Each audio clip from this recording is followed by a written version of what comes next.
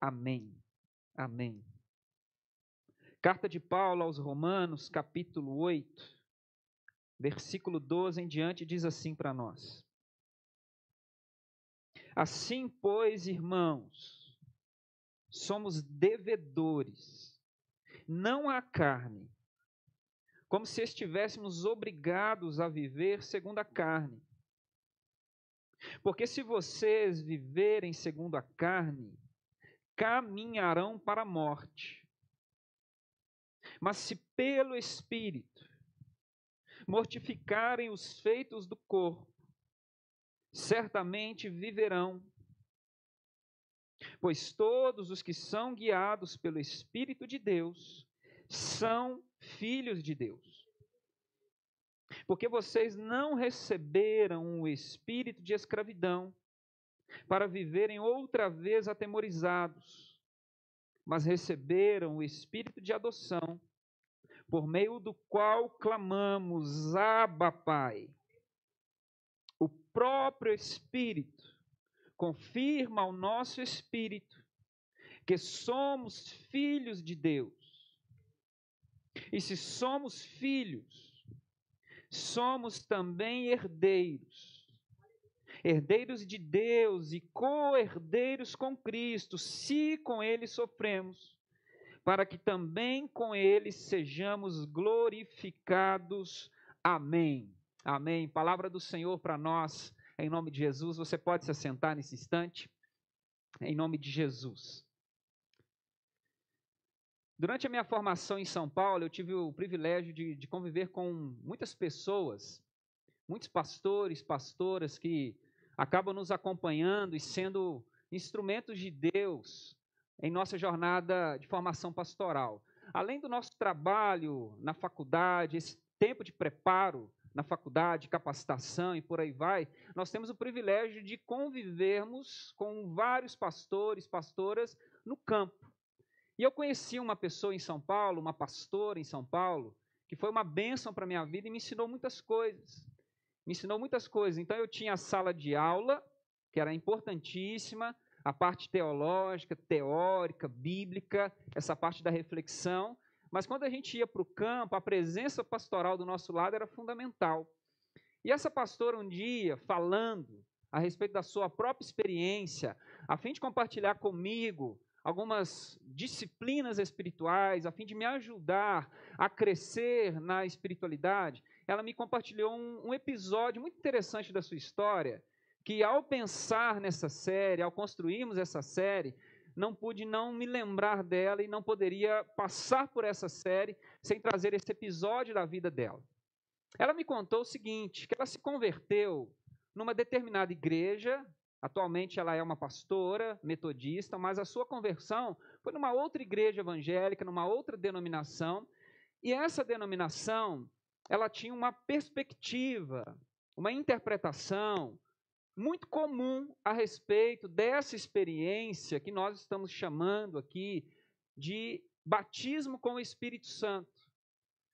Essa determinada denominação, ela tinha uma perspectiva muito pontual, que é muito comum.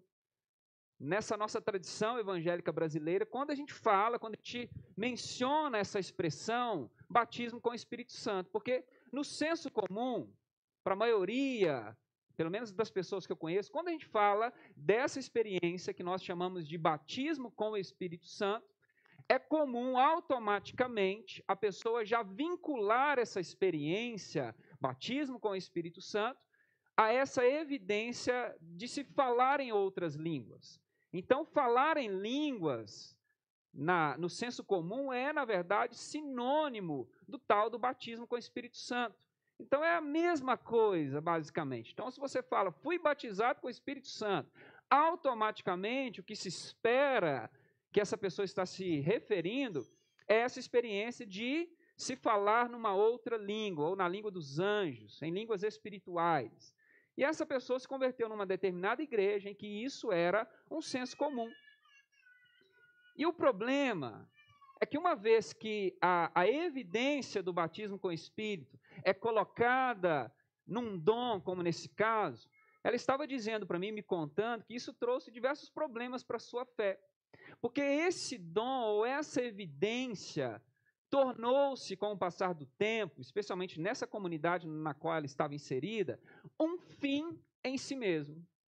Um fim em si mesmo. Então falava-se, segundo ela, muito nesse tal do batismo com o Espírito Santo. Nós temos que ser batizados com o Espírito Santo. Nós temos que ser batizados com o Espírito Santo. E diz ela que ela começou a querer, a desejar isso. E você vai entender hoje, ao longo dessa série, que nós sim devemos buscar, desejar, sermos uma igreja que sim, vive debaixo do batismo com o Espírito Santo, desde que nós tenhamos uma boa compreensão bíblica a respeito dessa experiência. E o que aconteceu? Como nessa comunidade as coisas foram saindo do eixo, a evidência para essa comunidade, que seria o dom das línguas estranhas, tornou-se o fim em si mesmo. Então, tudo que essas pessoas queriam, segundo ela, era falar em línguas estranhas. E por que isso era importante nesse contexto? Porque ela disse para mim que nessa comunidade, as pessoas que falavam em outras línguas, naturalmente, no consenso daquela comunidade, eram as pessoas batizadas com o Espírito Santo. E, naturalmente, elas participavam e elas eram inseridas numa espécie de casta religiosa. Elas ascendiam religiosamente, espiritualmente naquela comunidade. E elas, então, desfrutavam de um certo status de espiritualidade que outras pessoas não desfrutavam. Então ela disse, eu comecei a sofrer muito nessa comunidade. Eu falei, mas como assim? Ela falou, pastor, você não está entendendo. Você não está entendendo o que eu passei lá. O que você passou lá? Ela falou, tinha literalmente castas espirituais.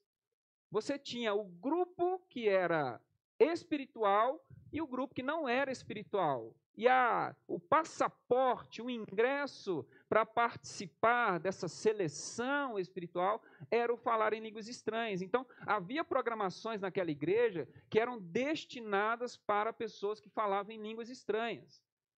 Havia certas posições naquela igreja que só pessoas que falavam em línguas estranhas podiam ocupar. Então havia certos núcleos, certos eventos, certos espaços, que ela falou, eu não podia participar, e pior, olhavam para mim com desdém.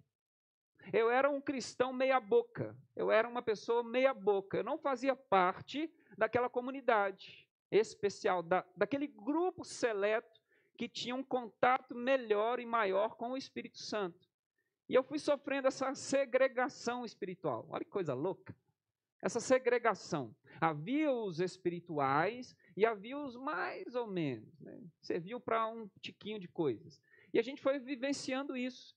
E eu comecei a ser tão importunada, tão desprezada, e na época eu era imatura, eu não conseguia me inserir, buscava, orava e nada me acontecia, porque eu estava doida para falar em línguas, para que eu pudesse estar com as pessoas que eu gostava, mas eu não podia estar em todos os espaços. Aí ela falou, eu cansei desse negócio. Cansei. Falei, cansou? Como assim você cansou? Falei, eu enjoei desse negócio. Falei assim, eu vou resolver isso hoje. Vou resolver. E aí ela traçou um plano para resolver o problema dela. Qual foi a ideia que ela teve? Falou, pastor, eu comecei a reparar nas pessoas que falavam em línguas estranhas nas orações, nos cultos, nos movimentos. E sabe o que eu percebi? Falou, o que você percebeu? A maioria falava as mesmas frases. As mesmas frases. A maioria. Um ou outro conseguia desenvolver mais, mas a maioria falava as mesmas frases, repetidas. Aí o que eu fiz, pastor? Eu comecei a gravar, comecei a decorar, comecei a prestar atenção nos dialetos, né, daquilo. Comecei a prestar atenção. Aí em casa eu montei uma frase dessas, treinei em casa, falando sério, tá, gente? Não inventei isso. Treinei em casa. E aí, um dia marcaram uma reunião de oração, e eu fui. Falei, hoje meu problema acaba. E aí diz ela que a oração, todo mundo falando e tal. E aí diz ela que quando deu uma amenizada no clamor, né, e as vozes deram uma acalmada, ela falou, agora é a minha vez, agora é a minha vez. E aí ela soltou as frases que ela havia decorado em casa, e a vida dela mudou.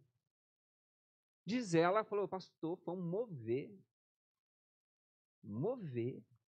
O pessoal começou a aplaudir, me abraçaram, e aí a minha vida naquela igreja mudou completamente. Eu ascendi naquela igreja. Eu estava num nível, fui para outro nível. Eu agora passei a ser chamada para isso, para aquilo. Cargos foram me oferecidos e por aí vai. Ela falou assim, e eu falei da carne mesmo. Porque eu não estava mais aguentando ser menosprezado. Não estava mais aguentando. E aí eu falei essas frases e tal, mas ela não estava contando isso, se orgulhando disso, ela chateada por ter feito isso.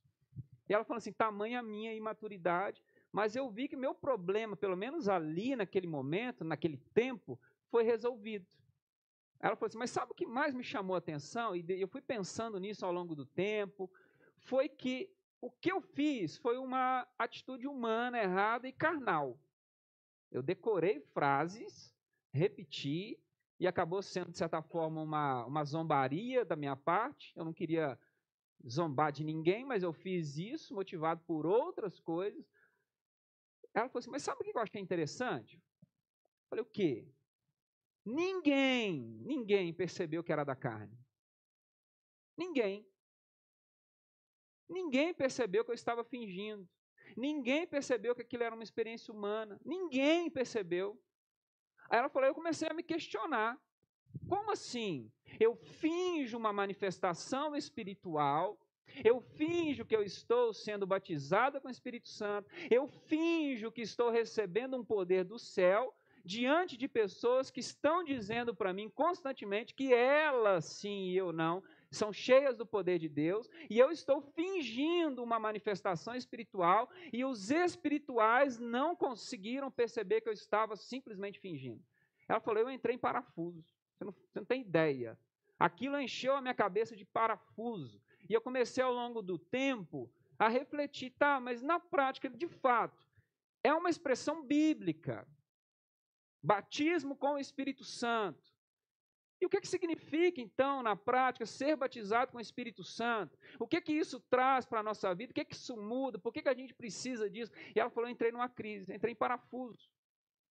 Aquilo me fez muito mal, tenho muita vergonha disso.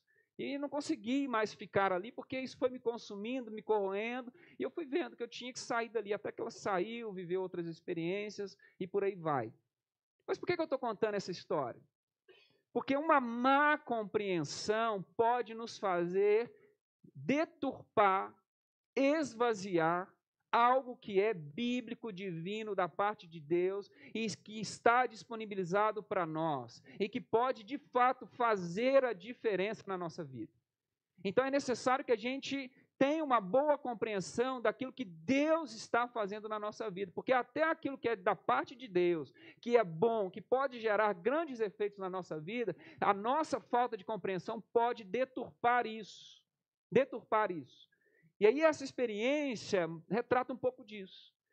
E aí o apóstolo Paulo, a carta de Paulo aos Romanos, a Bíblia Sagrada, nos ajuda a pensar a respeito dessa experiência, que a gente vai chamar de Pentecostes, a descida do Espírito Santo, o significado disso, a importância e por que nós precisamos disso, o que representa isso na nossa vida. E eu queria pensar isso a respeito desse texto que o apóstolo Paulo está nos trazendo à memória aqui. O que o apóstolo Paulo está falando para nós em Romanos capítulo 8, que vai nos ajudar a entender o real significado dessa experiência que a Bíblia Sagrada vai chamar de batismo com o Espírito Santo, ou enchimento do Espírito Santo, novo nascimento, sermos revestidos do Espírito, o Espírito de Cristo. O que significa isso? De fato, o que é ser batizado com o Espírito Santo, o que acontece na vida de quem recebe o Espírito Santo. E o apóstolo Paulo vai dizer isso para nós.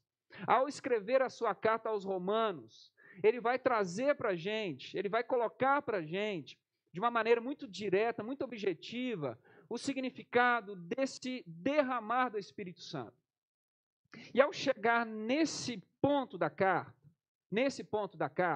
o que Paulo está nos orientando e nos dizendo é que a experiência do derramar do Espírito Santo, diferente do que algumas denominações, algumas tradições evangélicas vão pensar, que o batismo com o Espírito Santo, ele é como uma espécie de uma segunda bênção, ou derramar do Espírito em um nível de espiritualidade posterior à conversão, evidenciado pelo dom de línguas estranhas. O apóstolo Paulo, a tradição bíblica vai nos ajudar a entender que é impossível tornar-se verdadeiramente cristão sem a presença do Espírito Santo. É impossível.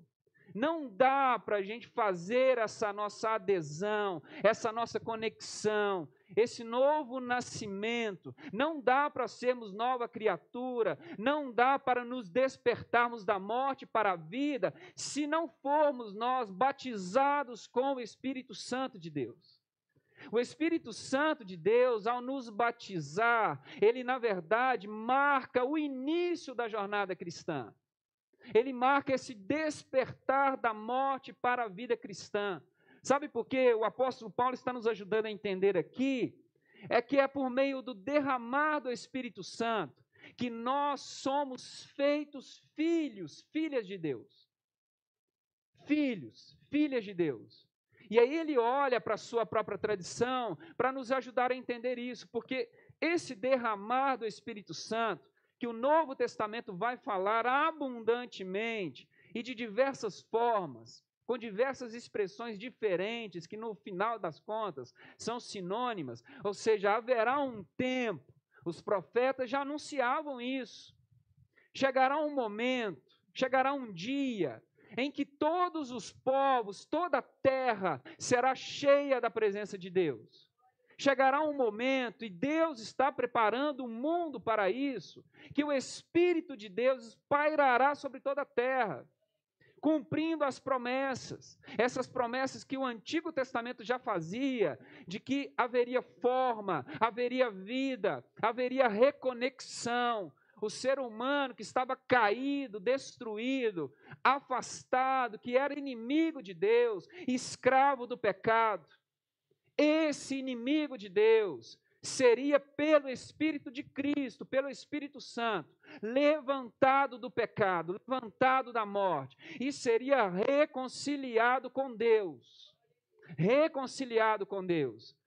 Por isso, João Batista, esse profeta de transição, vamos dizer assim, que conecta as profecias antigas a esse tempo de cumprimento, ao anunciar a chegada desse novo tempo, ao olhar para Jesus, ao preparar o caminho para Jesus, ele vai dizer o seguinte: ei Israel, prestem atenção, abram os ouvidos, abram os olhos, sabe por quê? Porque eu estou aqui batizando com água, simbolizando, sinalizando, apontando para vocês, concretizando para vocês o que virá. Virá algo poderoso, e o que eu estou fazendo aqui é apenas preparar o caminho para aquele que vem, aquele que eu não sou digno de desatar as suas sandálias, aquele que é maior, aquele que tem que crescer, eu sou apenas um sinalizador. Eu estou fazendo algo aqui que deve apontar para uma coisa que ninguém pode fazer. E o que ninguém pode fazer? Virá um que vos batizará com o Espírito Santo. Vos batizará com o Espírito Santo. E quais são as primeiras palavras de Jesus para Israel? Arrependam-se e creiam, porque é chegado o reino de Deus, é chegado o domínio de Deus, está próximo, está chegando. Então João Batista está fazendo algo, apontando para aquilo que ninguém poderia fazer, e o que ninguém poderia fazer é nos colocar debaixo do domínio de Deus. Debaixo do domínio de Deus. E é isso que Paulo está falando. Nós temos um conflito. Há um conflito em nós. Há algo em nós que nos empurra para a morte. É da nossa natureza, é da nossa realidade. E por vezes nós nos pegamos num conflito. É o que ele está dizendo aqui no capítulo 7.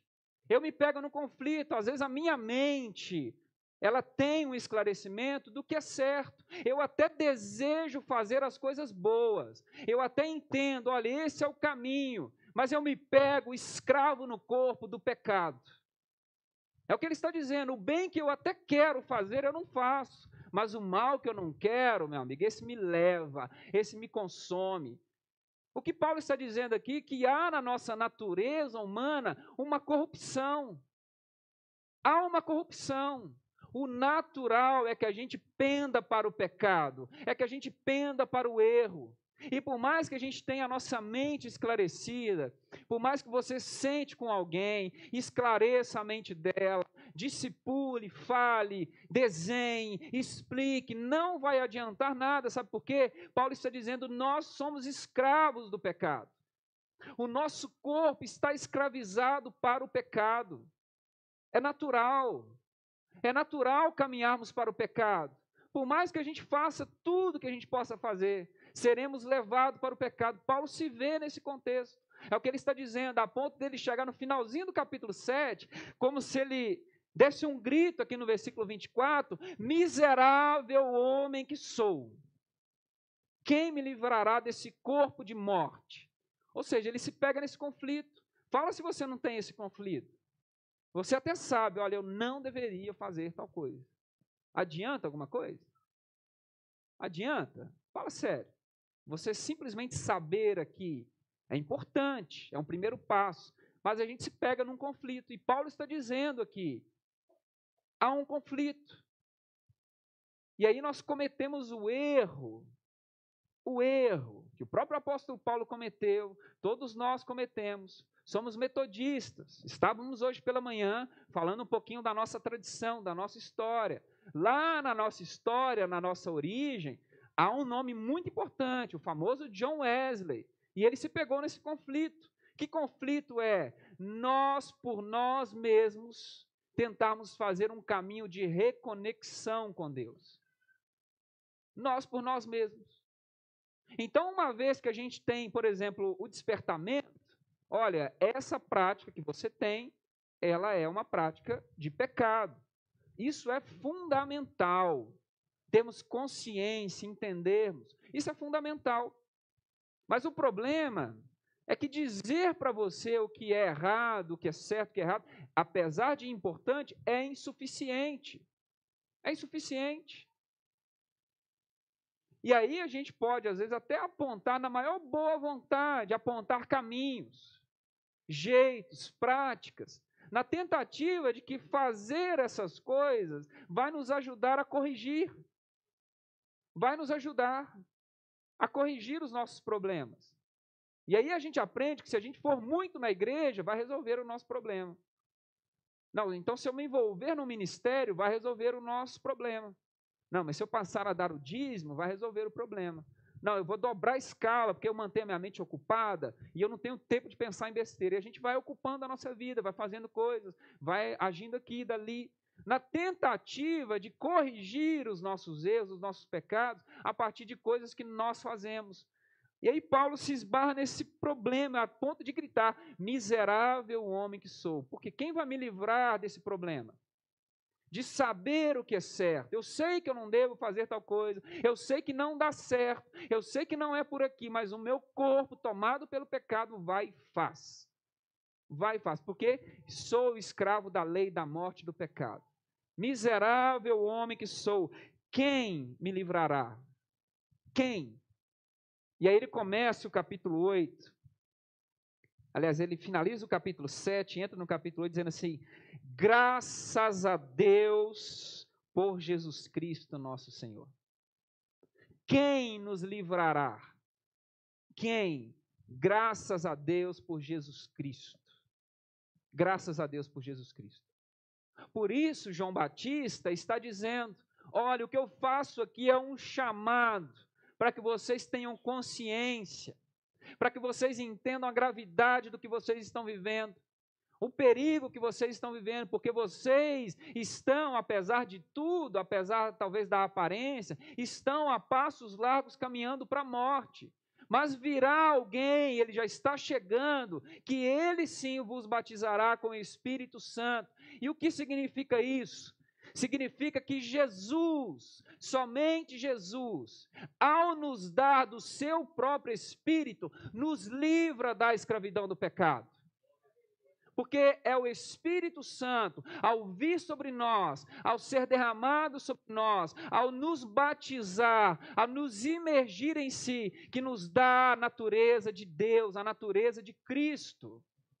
E aí nós não somos mais estrangeiros, escravos, nós não somos mais inimigos de Deus, nós não continuamos mais condenados à morte, não há mais sobre nós uma sentença de morte, sabe por quê? Porque nenhuma condenação há para aqueles que estão em Cristo Jesus, e que têm agora, por meio da fé em Jesus, do seu próprio Espírito. É isso que Paulo está falando. O Espírito Santo, ao vir sobre nós, ao nos marcar, ao nos selar, ao nos batizar, nos dá uma natureza. Que natureza? Somos agora filhos de Deus. Somos filhas de Deus. E como ele escreve para nós aqui, nós podemos agora dizer assim: Abba, Pai. Abba, Pai. Abba, Pai. Nós somos agora filhos de Deus. Não somos mais escravos do pecado. Ou seja, nós nascemos de novo, temos agora uma nova natureza, temos agora o DNA do céu. E sabe por que é importante entender isso? Porque, como eu disse, é impossível sermos verdadeiramente cristãos, cristãs, sem essa experiência. É impossível. O que João Batista estava fazendo era simplesmente apontar para algo que viria. E esse é o nosso papel como comunidade. Sabe por quê? Assim como João Batista não tinha esse poder, não tinha essa capacidade, nós também não temos.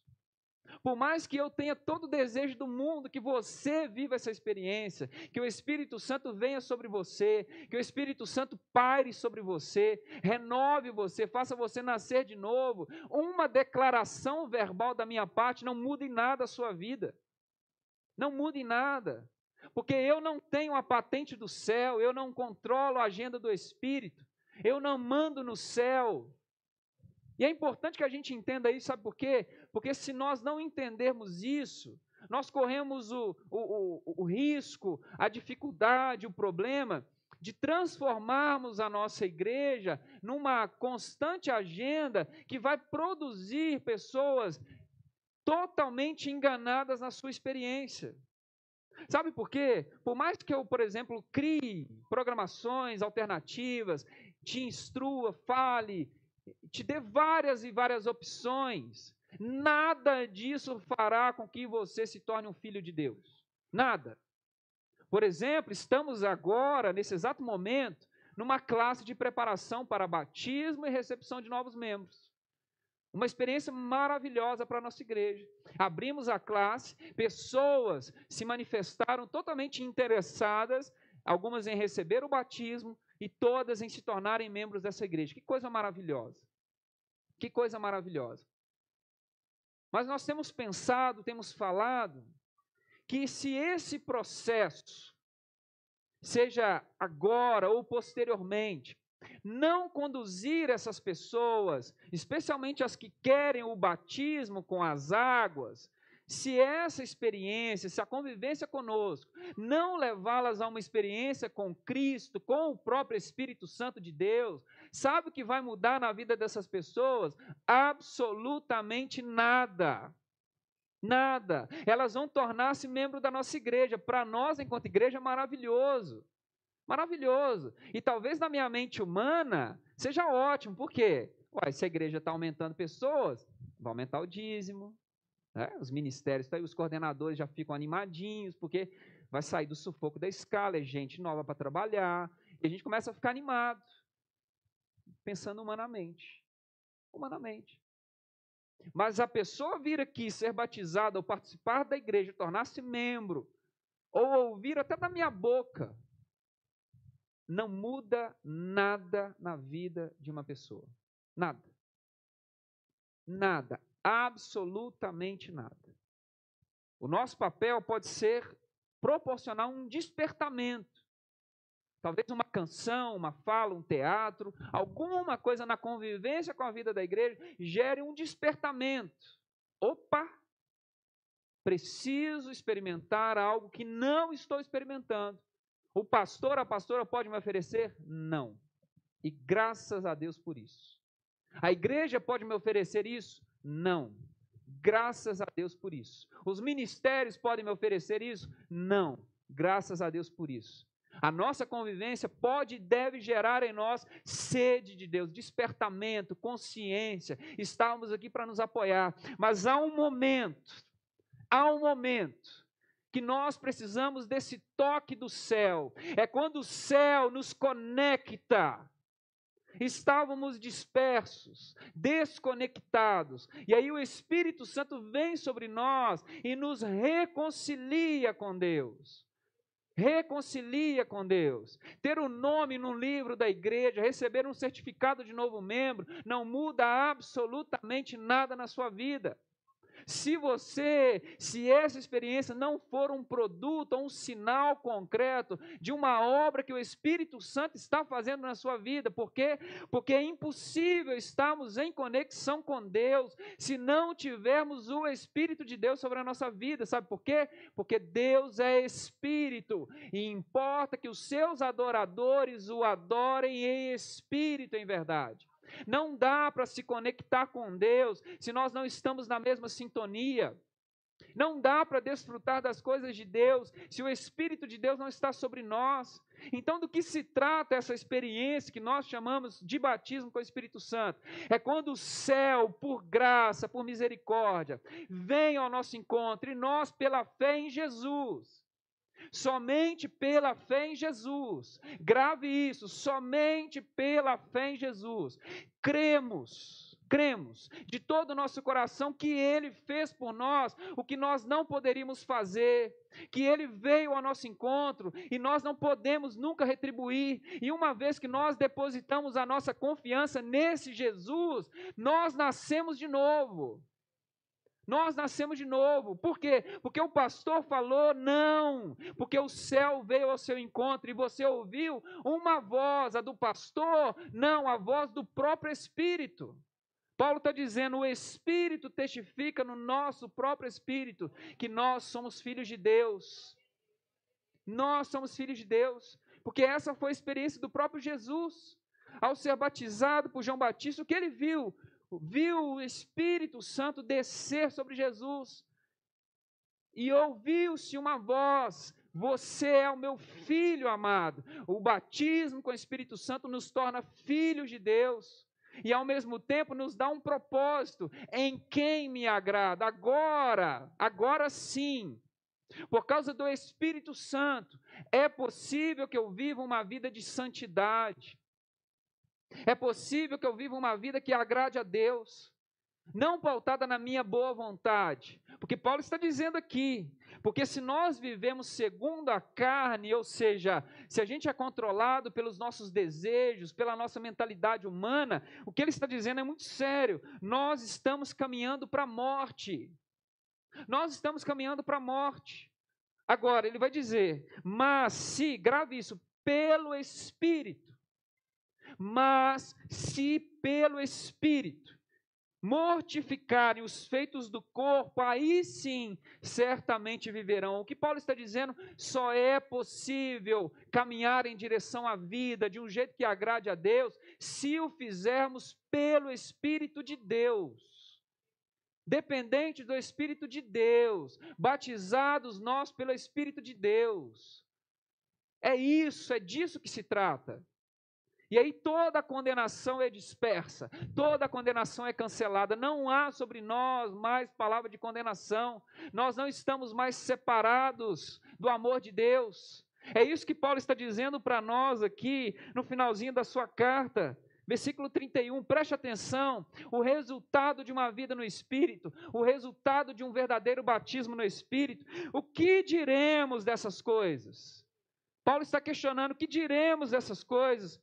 Porque se Deus é por nós, quem será contra nós? Ele não está falando do seu vizinho que te enche o saco, que te importuna, dos seus problemas, do seu colega de trabalho. Ele está falando da acusação do inferno contra você. Você está entendendo a seriedade disso? Ele não está falando do seu probleminha lá, não que seja pequeno, mas diante da condenação ao inferno, o que é um atrito de trabalho, o que é uma crise financeira, o que é um problema de saúde, nós estamos indo para o inferno. Vocês têm dimensão disso? O que nos espera é o inferno. Há uma palavra, há uma sentença, há uma condenação sobre nós. É disso que Paulo fala. O inferno está de pé, nos acusando. Ele está dizendo, mas se Deus é por nós, não há mais palavra de condenação. Sabe por quê? Porque Ele cancelou toda a dívida. Nós em Cristo podemos agora estar assentados com Ele nas regiões celestiais. Aquele que não poupou seu próprio filho, mas por todos nós o entregou, será que não nos dará com ele todas as coisas? Quem intentará acusação contra nós, os eleitos de Deus? Porque é Deus quem nos justifica, é Deus quem nos perdoa, é Deus quem nos dá uma nova natureza, é Deus quem nos livra do inferno e da morte. Quem nos condenará? Paulo pergunta. É Cristo Jesus quem morreu, ou melhor, quem ressuscitou e está à direita de Deus, fazendo, você sabe o quê? Intercedendo por nós. Intercedendo por nós. Jesus está lá de pé intercedendo por nós. Quem nos separará desse amor? Paulo pergunta. Quem nos separará desse amor? Quem nos separará do amor de Cristo? Será tribulação, angústia, perseguição, fome, nudez, perigo ou espada? Em todas essas coisas, porém, somos mais que vencedores por meio daquele que nos amou, porque eu estou bem certo de que nem a morte, nem a vida, nem os anjos, nem os principados, nem as coisas do presente, do porvir, nem os poderes, nem a altura, nem profundidade, nem qualquer outra criatura poderá nos separar do amor de Deus que está em Cristo Jesus, nosso Senhor. Nosso Senhor, você crê nisso? Então como é que a gente desfruta? Creia, creia de todo o seu coração, creia de todo o seu coração. E aí eu te pergunto, você deseja viver essa experiência sobrenatural? Deseja, se coloque de pé, e eu quero orar por você nessa hora, em nome de Jesus, porque pela fé nós podemos ser e seremos eleitos de Deus, eleitos de Deus. Feche os seus olhos. Feche os seus olhos. Nós estamos nos preparando para a mesa